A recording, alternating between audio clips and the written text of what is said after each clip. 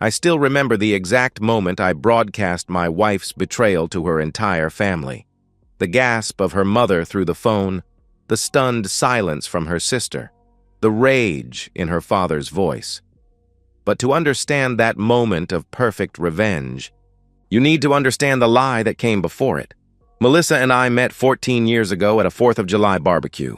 She wore a yellow sundress that made her skin glow, and when she laughed at my terrible joke about the overcooked burgers, I knew I was done for. That laugh, God, that laugh could light up a stadium. We were opposites in the best way. She was spontaneous where I was methodical, social where I was reserved, artistic where I was practical. We balanced each other perfectly, or so I thought. The early years were everything a marriage should be. Saturday mornings at the farmer's market. Her hand in mine as we picked out tomatoes she'd never actually cook. Sunday dinners with her family, where her dad and I would escape to watch the game while the women gossiped in the kitchen. I worked my way up in construction management, proud that my salary meant she could quit her receptionist job and focus on her art. I thought I was building something permanent, laying foundation as carefully as I'd oversee a construction site. The changes started small, like hairline cracks in concrete.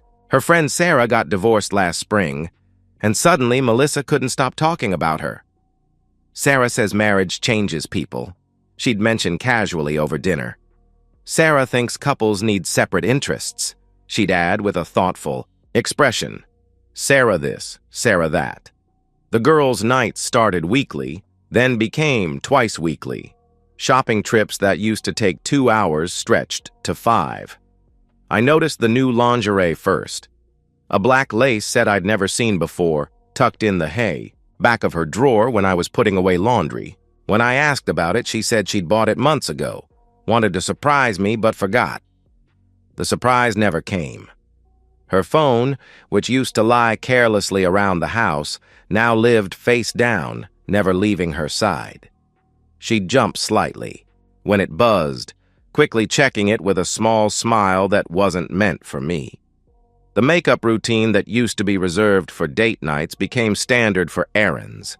She'd spend 40 minutes getting ready to go to Target, emerging looking like she was headed to a cocktail party. "I just want to feel good about myself," she'd say when I commented. "Is that so wrong?" 3 months ago, she came home from shopping with Sarah empty-handed. When I asked about it, she laughed, but not her real laugh, the nervous one she used when lying about eating the last piece of cake. "We just browsed," she replied quickly. "Nothing caught my eye." Her credit card statement showed no charges. Her car had gained 60 miles. Sarah lived 10 miles away. I wanted to trust her. Christ, I wanted to trust her more than I wanted to breathe. This was the woman who'd held my hand through my father's funeral, who'd spent 3 days sleeping in a hospital chair when I had my appendix out. But instinct is a powerful thing, and mine was screaming that something was very, very wrong. That night, as she slept beside me, her phone charging on the nightstand between us, I made a decision that would either save our marriage or destroy it completely. I was going to find out the truth, no matter what it cost me. The investigation started with our Verizon bill. I'd always paid it without looking. Melissa handled the small bills while I managed the mortgage and utilities. But that Tuesday morning, while she was in the shower, I logged into our account. The call logs told a story she'd never shared. A number appeared repeatedly, sometimes 5, 6 times a day. Text messages by the dozens. The number wasn't saved in her phone under any name I recognized. I became someone I didn't recognize, a detective in my own home. While Melissa painted in her studio, I checked the mileage on her Honda CR-V, jotting down the numbers in a small notebook I kept hidden in my toolbox. The patterns emerged quickly. Every girls' night added exactly 47 miles. Every shopping trip was 38 miles. The addresses these distances suggested weren't Sarah's house or any mall I knew. The hardest part was maintaining normalcy, kissing her goodbye each morning, asking about her day each evening, making love to her while wondering whose touch she was really thinking about. I'd catch myself staring at her during dinner, searching for the woman I married in the face of, this stranger who wore her skin. A reverse phone lookup gave me a name, Thomas Grayson. LinkedIn provided the rest. Divorced accountant, worked downtown, lived in Fairfield Heights. His Facebook was mostly private, but his profile picture showed a handsome man in his early 40s, salt and pepper beard, the kind of confident smile that probably worked well on lonely married women. 3 weeks into my investigation, I followed her. I'm not proud of it, but I needed to know. I told my foreman I had a dental appointment and left work early. Melissa's car was already gone when I drove past our house. I found it 20 minutes later, parked outside a modest 2-story house in Fairfield Heights, 38 miles from our home, exactly as the odometer had predicted. I parked 3 houses down, my heart hammering so hard I thought it might crack my ribs. The front door opened before she knocked. Thomas appeared, taller than his photos suggested, wearing jeans and a t-shirt like he'd taken the day off, too. The kiss wasn't a friendly peck. It was hungry, familiar, practiced. His hand tangled in her hair the same way mine used to. They disappeared inside, and I sat in my truck feeling like I'd been gutted with a rusty knife. But the construction manager in me kicked in. Emotion was for later, now was for documentation. I photographed his house, his address, his license plate. I noted the time she arrived, 2:17 p.m. When she left at 5:43 p.m., her hair was different, her makeup reapplied but smudged at the corner of her eye. She looked satisfied in a way that made me want to vomit. I drove home via a longer route, arriving after her. She was in the kitchen, humming while she cooked dinner, my favorite chicken parmesan. "How was work?" she asked cheerfully, kissing my cheek. I could smell him on her. A cologne I didn't recognize. Something expensive and woody. "Same as always," I lied, matching her deception with my own. "How was your day?" "Oh, boring," she replied with practiced ease. "Ran some errands? Worked on a painting. Sarah called. She might have a date this weekend." The lies flowed so easily from her lips. I recorded everything in my notebook that night. Dates, times, locations, her cover stories. This wasn't a moment of weakness or a single mistake. This was calculated, repeated, routine. She'd turned betrayal into a schedule. I had the proof I needed, but as I drove home that night, I realized proof wasn't enough. She had humiliated me in secret for months. Now it was time to return the favor, and I knew exactly how to do it. The plan came to me during a site inspection. I was reviewing security camera installations for a new commercial building, watching the contractor demonstrate how the wireless cameras could stream to multiple devices simultaneously. That's when it hit me. Melissa had betrayed me in private, but her judgment day would be public. I spent the next 2 weeks researching. Amazon became my weapon supplier. Wireless cameras small enough to stick anywhere, powerful enough to stream HD video, simple enough that even I could operate them. I ordered them to my office, tested them after hours, learned every feature. The irony wasn't lost on me. I'd spent years building things, and now I was building the perfect trap.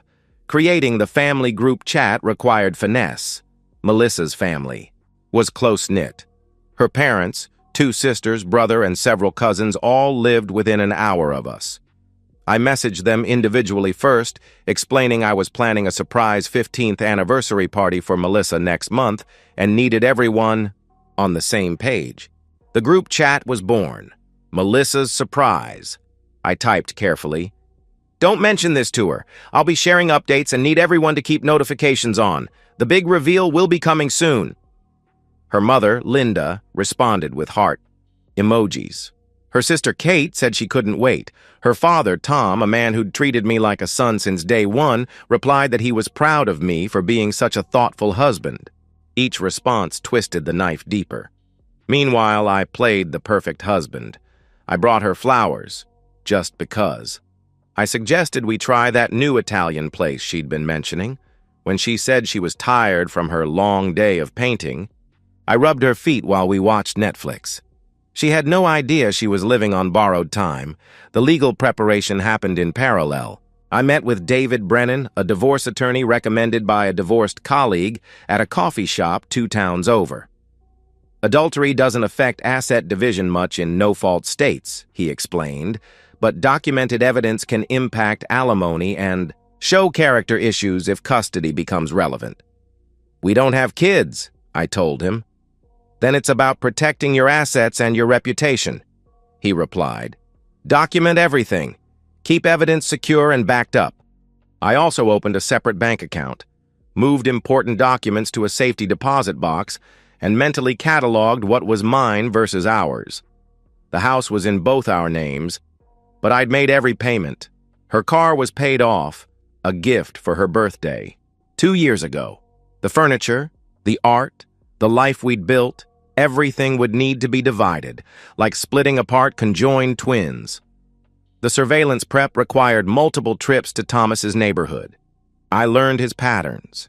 He worked from home Tuesdays and Thursdays, left his bedroom window cracked even in winter, had a perfect sight line from the street to his living room.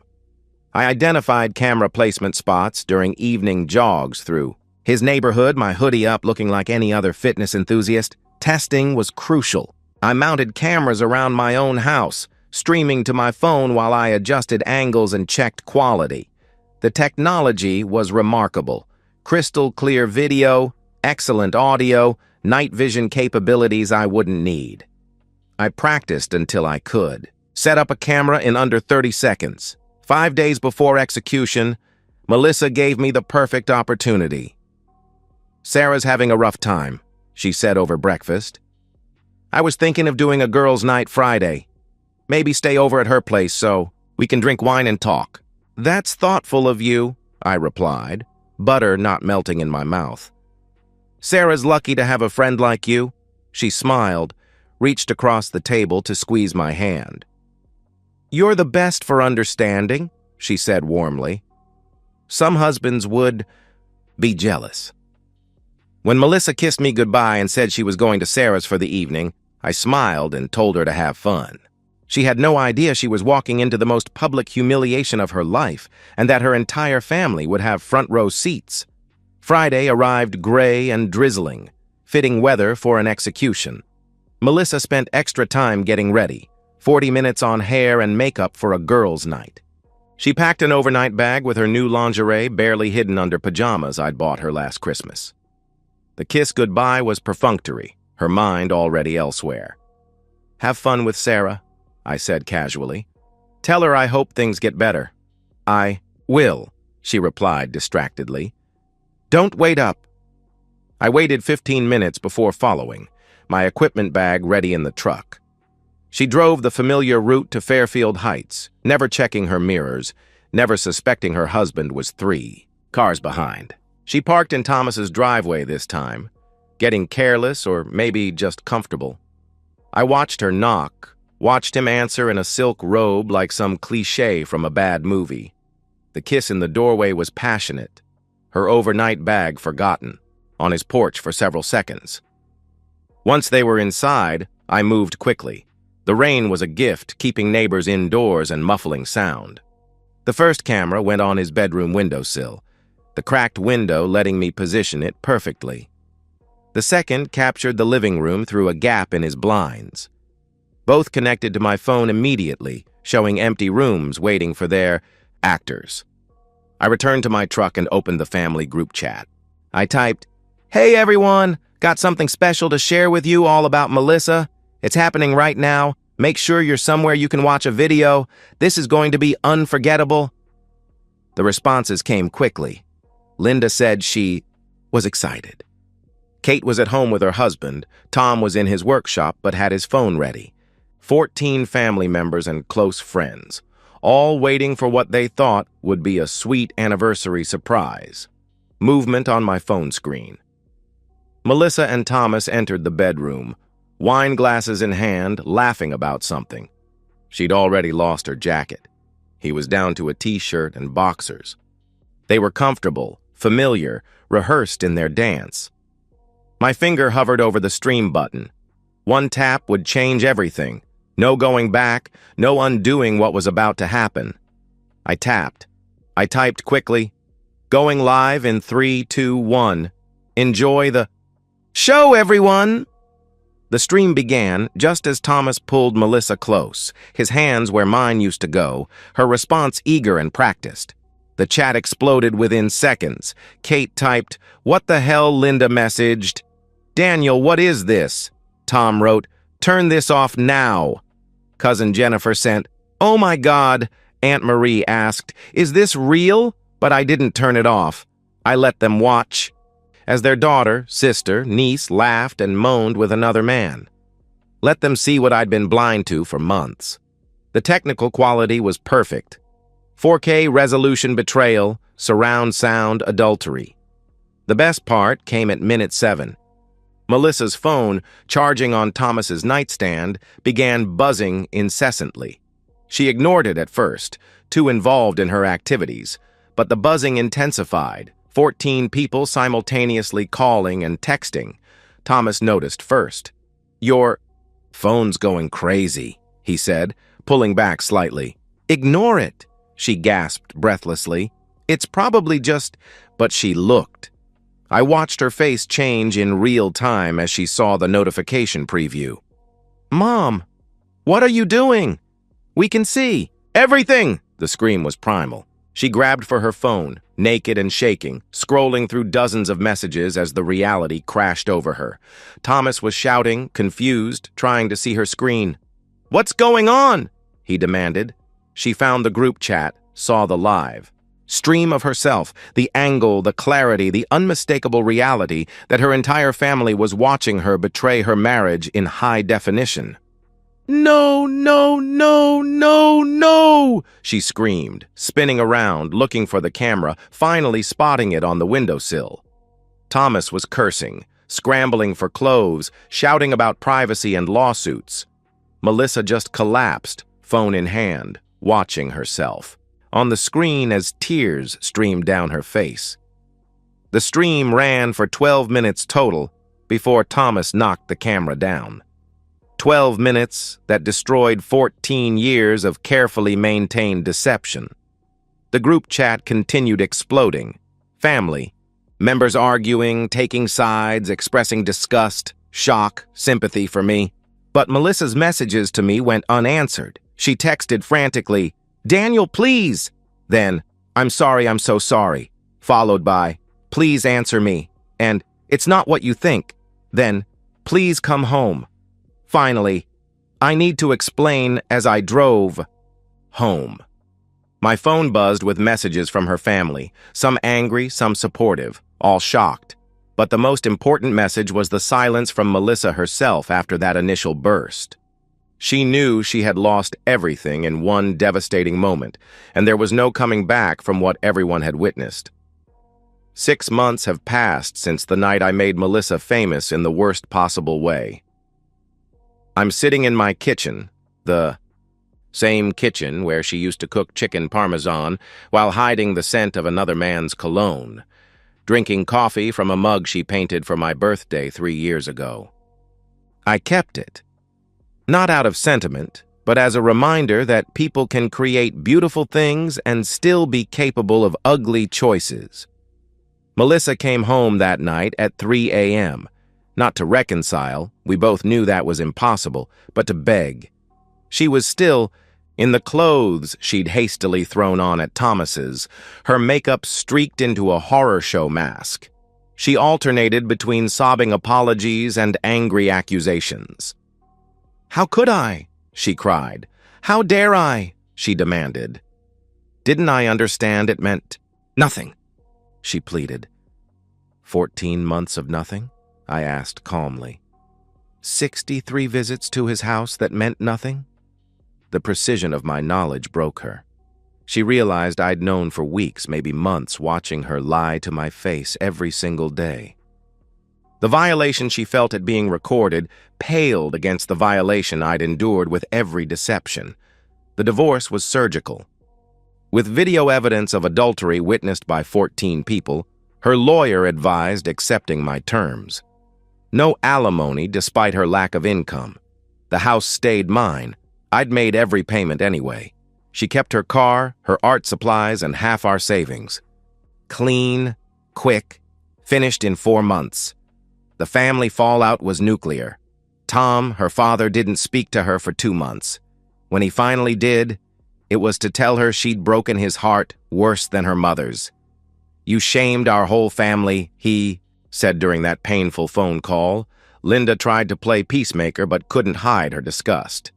Kate took Melissa in but kicked her out after 3 weeks when her husband grew uncomfortable.